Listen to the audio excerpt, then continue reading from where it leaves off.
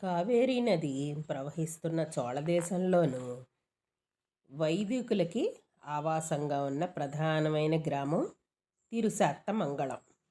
అది ఎంతో ప్రసిద్ధి చెందింది. ఆ గ్రామంలో వైదిక బ్రాహ్మణుల్లో పరమేశ్వరుడి కైంకర్యం చేసే నీలనక్కర్ అనే ఒక మహాశివభక్తుడు ఉన్నాడు.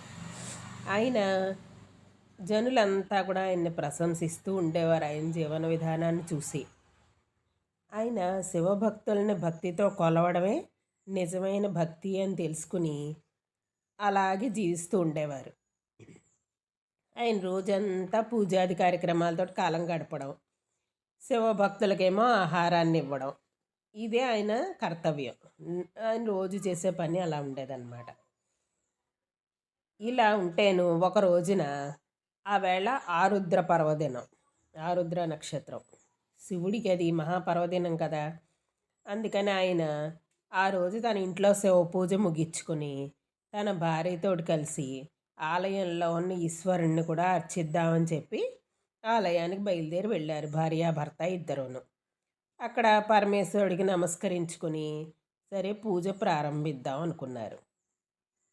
పూజకు కావాల్సిన సామగ్రినంతా ఆయన భార్య ఏర్పాటు చేస్తోంది. పూజా కార్యక్రమాలన్నీ పూర్తి కాగా నేను పరమేశ్వరుడు చుట్టూ ప్రదక్షిణం చేద్దాము అని చెప్పి ప్రదక్షిణ చేసి ఆయనకి నమస్కరించుకొని పంచాక్షరం జపించుకుంటున్నారు ఈయన. ఆ సమయంలోనూ ఒక సాలెపురుగు శివలింగం మీద పడింది. పడేసరికి వెంటనే నీలనక్కర్ భార్య ఆ సాలీడిని తీసేయాలి, శివలింగం మీద ఉన్న సాలీడిని తీసేయాలని చెప్పి ఆవిడ ఏం చేసింది, తన కన్న బిడ్డ మీద పురుగు పడితే ఎలా తొలగిస్తుందో అలాగ ఆవిడ ఎంతో శ్రద్ధ భక్తితోటి ప్రేమతోటి ఆవిడ నోటితోటి ఊదింది. ఉఫ్ అని ఊదింది ఆ సాలిపురుగుని. ఊదేసరికి సాలిపురుగు కాస్త పక్కకి పడిపోయింది, నేల మీద పడిపోయింది, వెళ్ళిపోయింది.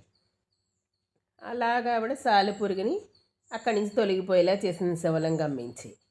కానీ తన ముందు భార్య ఎలా చేసేసరికి ఈ వైదికుడైన నీలనక్కరికి దాన్ని చూసి ఆయన ఓర్చుకోలేక కన్నులు పెద్దవి చేసుకుని బుద్ధిహీనరాల పవిత్రమైన శివలింగం మీద పడిన సాలిపురుగుని వేరే రకంగా తొలగిపోయేలా చెయ్యాలి, కానీ పరమేశ్వరుడి మీద ఎంగిలి తుంపర్లు పడేలా నువ్వు నోటితోటి ఉఫ్ఫను ఊతావా, ఇంత ఘాతకానికి పాడుపడిన నేను అసలు క్షమించకూడదు అని గట్టిగా అరిచి, నువ్వు నన్ను విడిచిపెట్టి వెళ్ళిపో, శాశ్వతంగా వెళ్ళిపో, ఇంకా నువ్వు నా ఇంటికి రావడానికి వీలు లేదన్నారు. ఇలా ఈ నీలనక్కర భార్యను ఆజ్ఞాపించారు, నువ్వు ఇంక ఇంటికి రావద్దు, నువ్వు పరమేశ్వరుడికి ఆయనకి చాలా మంచి పని చేయలేదు, ఘాతుకం చేసావు, అది పరమేశ్వరుడి మీద నువ్వు నీ నోట్లో ఉన్న ఉమ్ము పడేటట్టుగా చేసావు, ఎంగిలి తుంపర్లు పడేలా చేసావు, అందుకని నిన్ను నేను క్షమించను, పరమేశ్వరుడు కూడా నిన్ను క్షమించడు, నువ్వు తప్పు చేసావు, ఇంకా నువ్వు ఇంక ఇంటికి రావద్దు అన్నారు. అనేసరికి ఆయన భార్యకి ఏం చెయ్యాలో దిక్కు తోచలేదు.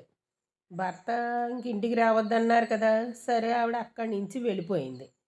వెళ్ళిపోయి పూజ పూర్తి కావడానికి ఏర్పడిన దోషం తొలగిపోయింది కదా, అందుకని ఆ సాలీడు పక్కకి వెళ్ళిపోయిందని చెప్పి ఈయన ఏం చేశారు, పూజను పూర్తి చేసేసారు. ఈ నీలనక్కర్ ఇంటికి వెళ్ళిపోయారు ఒక్క ఆయనే. వెళ్ళిపోయేసరికి ఈ భయకంపితురాలైన నీలనక్కర్ భార్య ఆవిడకి ఎక్కడికి వెళ్ళాలో తెలియదు పాపం. అందుకని ఆవిడ ఏం చేసింది, భర్త శివాలయం నుంచి వెళ్ళిపోయిన తర్వాత ఈవిడ మళ్ళీ ఆ శివాలయంలోకి వెళ్ళిపోయి ఆ శివుడి దగ్గరే అలాగ ఉండిపోయింది బాధపడుతూను. శివ, నీ మీద పడిన సాలెపురుగుని తొలగించాలి అని చెప్పి నా కొడుకు, నా కన్నబిడ్డ తల మీద సాలెపురుగు పడితే నేను ఎలా తొలగిస్తానో అలాగే నీ మీద పడితే తొలగించాను తప్పితే నీ మీద ఎంగిలి తుంపర్లు పడతాయి అటువంటి జాస నాకు లేదు శివ. నా కన్నబిడ్డకైతే ఏం చేస్తానో అదే చేశాను నేను, కానీ నా భర్త ఏమో నా మీద ఆగ్రహించారు, శివుడి మీద ఇలా తుంపర్లు పడేటట్టుగా నోటితోటి ఊతావా అని చెప్పి నన్ను అసలు ఇంటికే రావద్దని చెప్పేసి ఆయన కోపంతో చెప్పారు, అలా ఆజ్ఞాపించారు, నన్ను అసలు ఇంటికి రావద్దన్నారు, నాకు ఇంకో దిక్కు లేదు, ఎటు వెళ్ళడానికి నాకు ఇంకో దిక్కు లేదు, నువ్వే నా దిక్కు, అందుకని నన్ను రక్షించు స్వామి అని చెప్పి ఆవిడ శివుడికే మొరపెట్టుకుంటాను. పాపం శివాలయంలోనే ఉండిపోయింది ఆవిడ. ఈ నీలనక్కరి మాత్రం ఒంటరిగా ఇంటికి వెళ్ళిపోయాడు. ఇంటికి వెళ్ళిపోయి నిద్రపోయాడు అతను.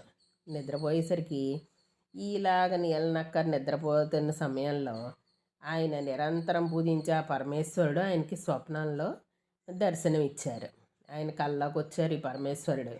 వచ్చి జటాజూటం ధరించిన తన పవిత్ర దేహాన్ని చూపించారు. ఆయన చూపించి మనసులో నిండైన భక్తితోటి నీ భార్య నన్ను ఊదిన భాగం తప్ప మిగిలిన ఈ భాగం అంతా సాలిపురుగు వల్ల బొబ్బలు లేచాయి చూడు అని చెప్పి అదృశ్యమైపోయారు.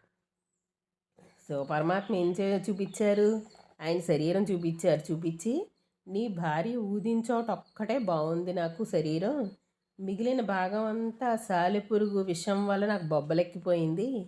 నీ భార్య ఊదడం వల్ల ఆ భాగం ఒక్కటి మాత్రం మామూలుగా ఉంది, నార్మల్గా ఉంది, నాకు సుఖంగా ఉంది. ఆ ప్రాంతంలో నాకు ఏ బాధ లేకుండాను. మిగిలిన ఒళ్ళంతా సాలిపురుగు విషం వల్ల బొబ్బలెక్కిపోయింది.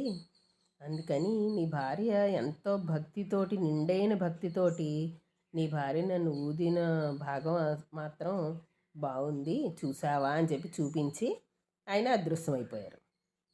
అప్పుడు ఈ నీలనక్కరికి అర్థమైంది, నా భార్య ఊదిన ప్రదేశం ఒక్కటే శివపరమాత్మకి బాగుంది, మిగిలిన భాగం అంతా బొబ్బలెక్కిపోయింది అంటే ఆవిడ మంచి పని చేసింది అని చెప్పి ఈయనకు అర్థమయ్యేసరికి అంతే నీలనక్కర్ నిద్రలేచి పరిగెత్తుకుంటూ ఆలయానికి వెళ్ళి నన్ను క్షమించు అని చెప్పి భార్యని వేడుకున్నారు.